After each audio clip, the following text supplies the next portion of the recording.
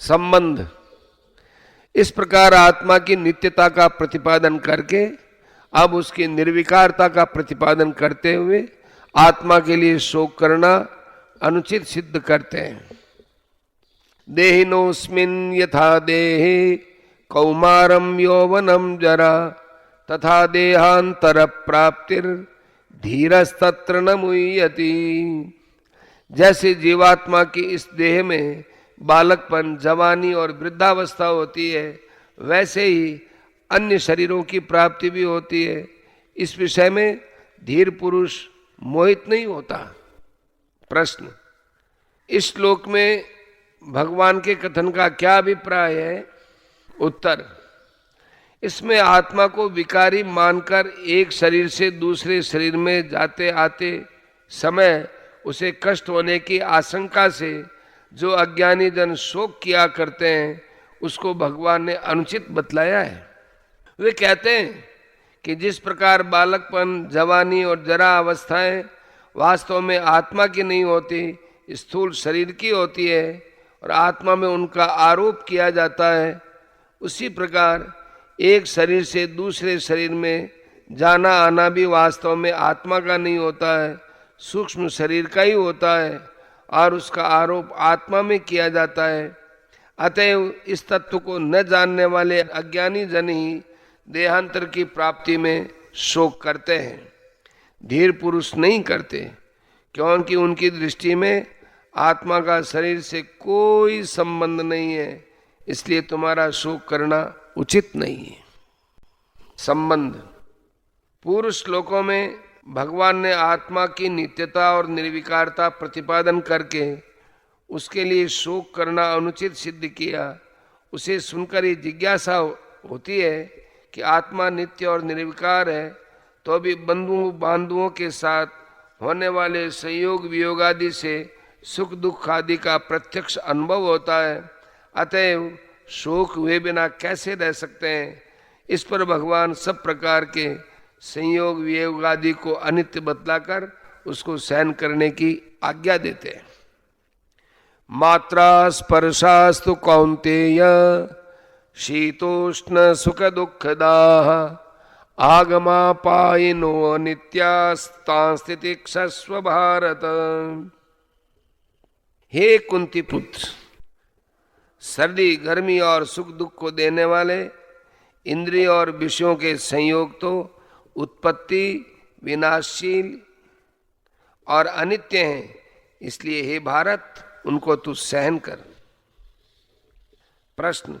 मात्रा स्पर्शा पद यहाँ किसका वाचक है? उत्तर। जिनके द्वारा किसी वस्तु का माप किया जाए, उसके स्वरूप का ज्ञान प्राप्त किया जाए, उसे मात्रा कहते हैं। अतः मात्रा से यहाँ अंतःकरण सहित सभी इंद्रियों का लक्ष्य है और स्पर्श कहते हैं संबंध या संयोग को।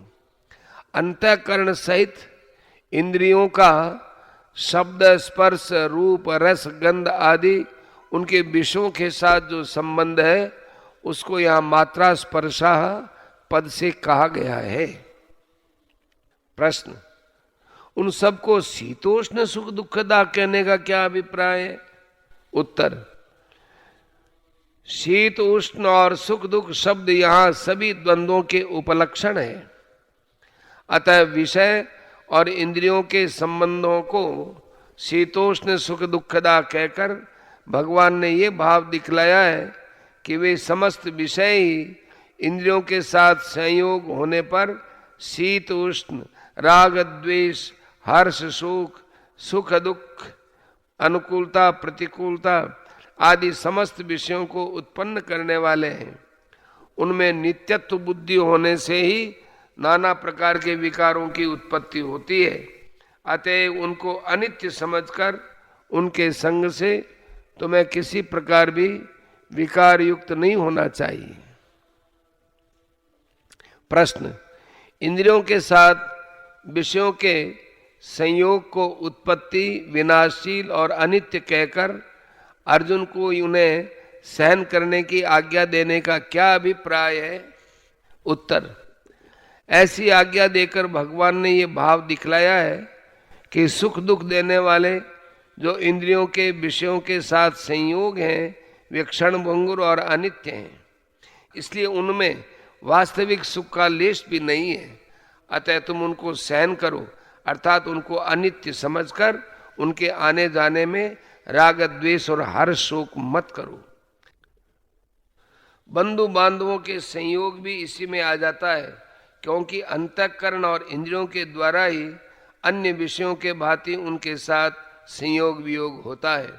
अतः यहाँ सभी प्रकार के संयोग वियोगों के परिणाम स्वरूप सुख दुखों को सहन करने के लिए भगवान का कहना है, ये बात समझ लेनी चाहिए। संबंध, इन सब को सहन करने से क्या लाभ होता है, इस जिज्ञासा पर कहते हैं, यम ही न व्यथयन्त्येते पुरुषम पुरुषार्षभ सम दुख सुखम धीरम सोमृतत्वाय कल्पते। क्योंकि हे पुरुष श्रेष्ठ, सुख दुख को समान समझने वाले जिस धीर पुरुष को ये इंद्रिय और विषयों के संयोग व्याकुल नहीं करते, वह मोक्ष के योग्य होता है। प्रश्न, यह ही का क्या अभिप्राय है? उत्तर, ही यहां हेतु के अर्थ में है। अभिप्राय है कि इंद्रियों के साथ विषयों के संयोग को किस लिए सहन करना चाहिए, यह बात इस श्लोक में बतलाई जाती है। प्रश्न, पुरुषार्षभ संबोधन का क्या भाव है? उत्तर, ऋषभ श्रेष्ठ का वाचक है, अतः पुरुषों में जो अधिक शूरवीर और बलवान हो उसे पुरुषार्षभ कहते हैं। यहाँ अर्जुन को पुरुषार्षभ नाम से संबोधित करके भगवान ने ये भाव दिखलाया है, तुम बड़े शूरवीर हो, सहनशीलता तुम्हारा स्वाभाविक गुण है, अतः तुम सहज में ही इन सब को सहन कर सकते हो। प्रश्न, धीरम पद किसका वाचक है? उत्तर,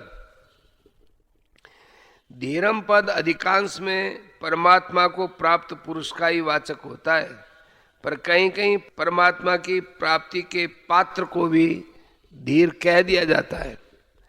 अतः यहाँ धीरम पद सांख्य योग के साधन में परिपक्व स्थिति पर पहुंचे हुए साधक का वाचक है। प्रश्न, सम दुख सुखम विशेषण का क्या भाव है? उत्तर, इससे भगवान ने धीर पुरुष का लक्षण बतलाया है कि जिस पुरुष के लिए सुख और दुख सम हो गए हैं, उन्हें अनित्य समझकर जिसकी इन द्वंद्वों में भेद बुद्धि नहीं रहती है, वही धीर है और वही उनको सहन करने में समर्थ है। प्रश्न, एते शब्द किनका वाचक है और न व्यथयन्ति, इसका क्या भाव है? उत्तर, विषयों के साथ इंद्रियों के जो संयोग हैं उनके लिए पूर्व श्लोक में मात्रा स्पर्शा पद का प्रयोग किया गया है, उन्हीं का वाचक यहाँ एते पद है। और न व्यथयन्ति से ये भाव दिखलाया है कि विषयों के संयोग वियोग में राग द्वेष और हर्ष शोक न करने का अभ्यास करते करते जब साधक की ऐसी स्थिति हो जाती है कि किसी भी विषय का किसी भी भोग के साथ संयोग किसी प्रकार उसे व्याकुल नहीं कर सकता, उसमें किसी प्रकार का विकार उत्पन्न नहीं कर सकता, तब ये समझना चाहिए कि वह धीर और सुख दुख में समभाव वाला हो गया है।